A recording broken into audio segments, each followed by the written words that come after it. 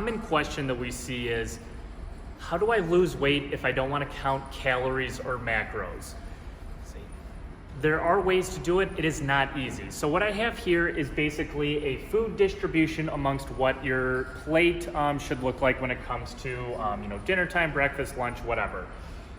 So basically how this plate is split up is it's split up into 3 different sections. You've got 50% of your plate should be veggies, 25% of it should be protein, and the other 25% should be carbs.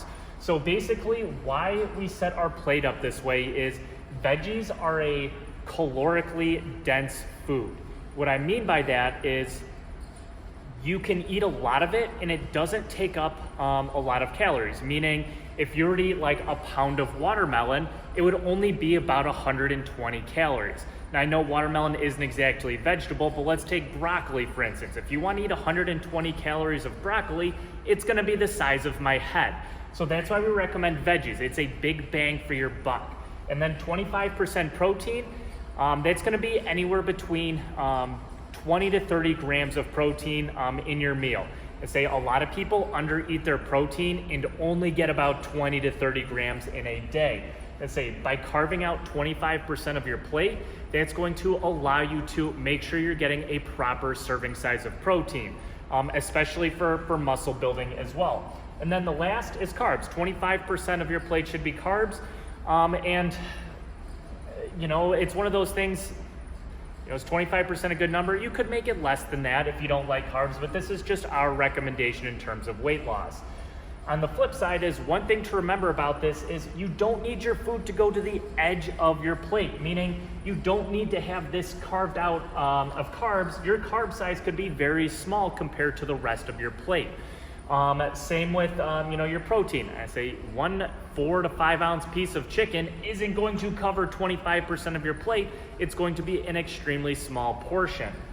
There's also a very specific order you want to eat these foods in. Start with your veggies, move into your protein, and save your carbs for last. Why? Veggies are going to fill you up. If you are filling your entire plate up 50% of the way, that's going to be a lot of veggies that is going to get you full and full quickly.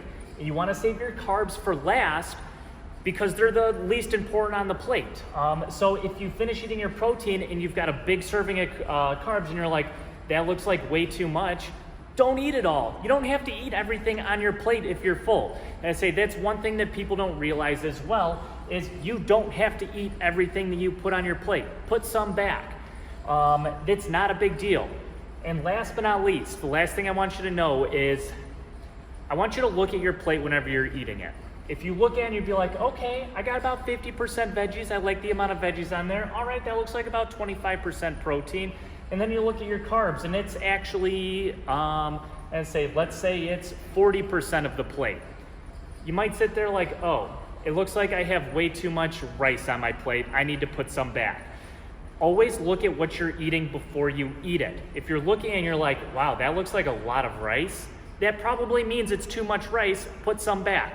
It's another really good, helpful piece of advice to do, especially if you don't want to count calories, if you don't want to count macros.